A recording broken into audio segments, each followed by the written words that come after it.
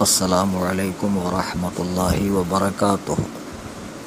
میں فقیر محمد کلیم رضوی نوری ممبئی سے، میں نے صبح کئی لوگوں کو یہ میسج کیا کہ آج کا جو روزہ ہے وہ 27واں ہے، اور آج کی جو رات ہے جسے لوگ شب قدر کے طور پر منائیں گے 27ویں شب سمجھ کر، ادھر حقیقت 28ویں شب ہے۔ ہم سب سے ایک روزہ چھوٹ گیا ہے جسے عید کے بعد، رمضان کے بعد ہمیں قضا کرنی ہے۔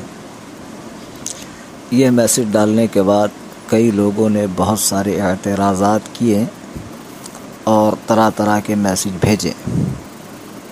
حالانکہ میں نے میسج میں یہ بات لکھ دی تھی کہ سرکار تاج الشریعہ مدینہ طیبہ میں تھے اور آپ کے پاس سری لنکا اور ملاوی کے لوگوں نے آ کر چاند کی شہادت پیش کی کہ حضرت، انڈیا میں جو پہلا روزہ رکھا گیا ہے وہ در حقیقت دوسرا روزہ تھا، چاند ایک دن پہلے نظر آ چکا تھا۔ حضرت ممبئی تشریف لائے اور آپ نے ذمہ دار علماء کی موجودگی میں ان کے درمیان یہ بات بتائی کہ چاند ایک روز قبل کا تھا، ایک روز پہلے کا تھا، لہٰذا لوگوں سے کہہ دیں کہ آپ حضرات رمضان کے بعد ایک روزے کی قضا کریں۔ اب اس میسج کے پھیلتے ہی لوگوں نے طرح طرح کا شور اور طرح طرح کے تانے بازیاں شروع کر دی، حتیٰ کہ بعض کم پڑھے لکھے مولویوں نے مجھے خود بھی اور میرے احباب کو بھی یہ میسج بھیجا کہ چاند 92 کلومیٹر کے اندر ہی مانا جاتا ہے، اور حدیث میں ہے کہ جس علاقے میں چاند دیکھو اسی علاقے میں عید کرو۔ تاج الشریعہ مدینے سے گواہی لے کر آئے تو وہ گواہی مانی نہیں جائے گی، اور بہت ساری باتیں، اور معاذ اللہ کچھ کم بختوں کم عقلوں نے یہاں تک کہہ دیا کہ حضرت ظاہری بینائی سے محروم ہیں، لہٰذا حضرت کی بات نہیں مانی جائے گی۔ میں ان حضرات کو فقہ حنفی کی روشنی میں چند مسائل سے آگاہ کرنا چاہتا ہوں۔ اگر وہ پڑھے لکھے ہوتے، دین اور اسلام اور فقہ حنفی کی باریکیوں پر ان کی نظر ہوتی تو اس قسم کی باتیں وہ نہیں کرتے۔ یہ کہنا کہ چاند جس علاقے میں ہوا اسی علاقے والوں کے لیے روزے کا حکم ہے یا عید کا حکم ہے، سراسر غلط ہے۔ یہ نہایت کم علمی کی بات ہے۔ آپ علم فقہ کی مشہور کتاب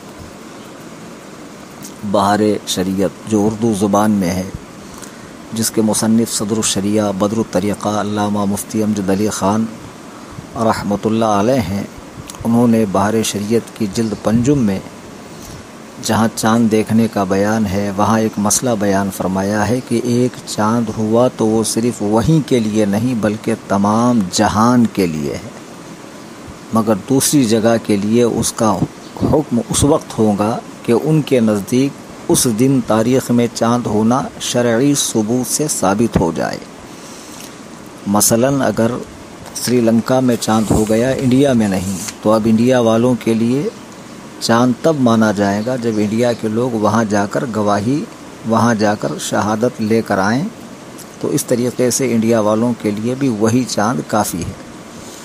حضور تاج الشریعہ کے پاس مدینے میں ملاوی سے بھی اور سری لنکا سے بھی لوگ آئے،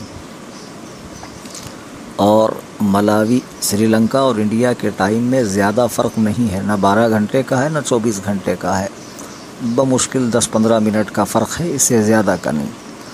ان لوگوں نے گواہی دی تو خود سرکار تاج الشریعہ جو اس وقت اہل سنت جماعت کے بہت بڑے عالم دین ہے اور ہندوستان میں قاضی القضات کی حیثیت سے آپ ہیں اور تمام علماء کے پیشوا و سردار ہیں، حضرت نے بحیثیت قاضی اسلام ہونے کے ممبئی میں آ کر علماء کی موجودگی میں ان حضرات کی شہادتیں بیان کیں۔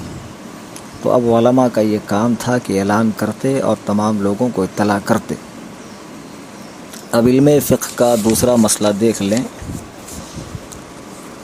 فقہ حنفی کی روشنی میں یہ مسئلہ ہے جسے فتاوی ہندیہ جسے عالمگیری بھی کہا جاتا ہے۔ فتاوی ہندیہ کا ایک نام عالمگیری ہے۔ کتاب الصوم میں یہ مسئلہ جلد اول اور صفحہ نمبر 197 ہے۔ لکھا ہے کہ تنہا امام یعنی بادشاہ اسلام یعنی اکیلے بادشاہ اسلام یا قاضی اسلام نے چاند دیکھا تو اسے اختیار ہے خواہ خود ہی روزہ رکھنے کا حکم دے یا کسی کو شہادت لینے کے لیے مقرر کرے اور اس کے پاس شہادت ادا کرے۔ اب یہاں جو مسئلہ لکھا ہے کہ قاضی اسلام نے تنہا چاند دیکھا تو اسے حق حاصل ہے روزہ رکھنے کا اور لوگوں کو روزہ رکھنے کا حکم دینے کا۔ سرکار تاج الشریعہ علی الاطلاق آپ قاضی القضات فی العالم ہیں۔ آپ نے مدینہ طیبہ میں کئی سنی صحیح العقیدہ مسلمانوں کی گواہی پر چاند کو مانا کہ فلاں دن چاند ہوا تھا اور انڈیا میں تاخیر سے ایک دن روزہ رکھا گیا۔ جی، سرکار تاج الشریعہ نے ان سے تحریر بھی لی اور سرکار تاج الشریعہ کی معیت میں جو لوگ عمرہ کے لیے حاضر ہوئے تھے اور اس وقت مدینہ طیبہ میں حضرت کے ساتھ موجود تھے، وہ تمام صاحبان اس محفل میں موجود تھے۔ حضرت نے انہی تمام احباب کے ساتھ ممبئی تشریف لانے کے بعد علماء کو بلوا کر ان حضرات کی موجودگی میں چاند کا ہونا بیان فرمایا کہ چاند فلاں فلاں وقت ہوا تھا اور انڈیا میں ایک دن تاخیر سے روزہ رکھا گیا۔ اب ہم چاہتے یہ ہیں کہ لوگ فتنہ فساد نہ کریں، انتشار نہ کریں، آپسی تعلقات خراب نہ کریں، رمضان کے بعد ایک روزہ زیادہ رکھ لیں جو در حقیقت رمضان کا روزہ ہم سے چھوٹا ہوا ہے۔ اس میں ہر دھرمی ضد اور انا سے کام نہیں چلنے والا شریعت کی بات ہے۔ میرے بھائی غور کریں، آخرت کا مسئلہ ہے کہ رمضان کریم کے ایک روزے کا کتنا بڑا اجر ہے۔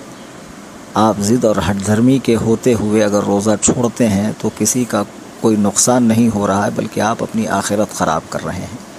اور اس طریقے سے غلط سلط مسئلے بیان کرنا کہ ملاوی یا سری لنکا میں چاند ہوا تو انڈیا والوں کے لیے قبول نہیں ہے، وہ تو اس صورت میں قبول نہیں ہے کہ جب کوئی گواہی لانے والا نہ ہو۔ لیکن جب اس وقت اہل سنت و جماعت کے سب سے بڑے عالم دین نے وہاں سے شہادت لا کر ہندوستان میں علماء کے روبرو پیش کیا تو اب کوئی چیز اس کے آڑے نہیں آتی کہ ہم اسے نہ مانیں۔ جی، تو بہتر یہی ہے رمضان بعد ایک قضا کریں۔ آج 27واں روزہ ہے، کل 28واں روزہ ہے، کل کی جو شب ہے وہ در حقیقت 29 رمضان کی شب ہے۔ حدیث پاک میں شب قدر کے حوالے سے فرمایا گیا کہ اسے رمضان کی طاق راتوں میں تلاش کرو۔ طاق راتیں کیا ہے؟ 21، 23، 25، 27 اور 29۔ تو آج الحمدللہ بہت لوگوں نے 27ویں شب منا لی اور بہت لوگ اس سے محروم رہے۔ جی، یعنی کل جو تاریخ تھی انگریزی وہ 24 جولائی 2014 تھی اور کل کی رات ہی میں شب قدر تھی، تو بہت سے لوگوں نے منا لیا۔ اور آج انگریزی 25 جولائی 2014 ہے اور آج ہم لوگ جو ہے انڈیا کے حساب سے 26واں روزہ منا رہے ہیں، لیکن حقیقتاً یہ 27واں روزہ ہے۔ اور اب جو رات آج آنے والی ہے وہ شب قدر کی 27ویں شب نہیں ہے۔ جی، تو اس سے بہت سے لوگ محروم رہ گئے۔ خیر، کوئی مسئلہ نہیں۔ اب آپ یہ سمجھیں کہ آج 27واں روزہ ہے، کل 28واں روزہ ہے اور کل کی جو شب ہے وہ 29ویں شب ہے۔ کل کی شب میں جاگیں اور اللہ تبارک و تعالیٰ کے حضور اپنے گناہوں کی معافی چاہیں اور رمضان کریم کی برکتیں لوٹیں اور اس پیغام کو عام کریں۔ حضور تاج الشریعہ کی شان میں بدزبانی بد کلامی کرنے والے بہت ہی دریدہ ذہن اور کم عقل لوگ ہیں، انہیں چاہیے کہ توبہ کریں۔ اتنے جید عالم دین کے حوالے سے بولنے سے پہلے سوچنا چاہیے کہ جو مرجع علماء ہے، مرجع عوام ہیں اور بڑے بڑے علماء و مفتیان کرام جن سے مسائل میں رجوع کرتے ہیں، یہ فقیر کلیم رضوی المعروف صوفی کلیم رضوی آپ حضرات سے گزارش کر رہا ہے کہ خدا را اس آڈیو میسیج کو زیادہ سے زیادہ سینڈ کریں۔ خدا حافظ، فی امان اللہ، فی امان الرسول، فی امان الشیخ، فی امان الرضا۔ السلام علیکم۔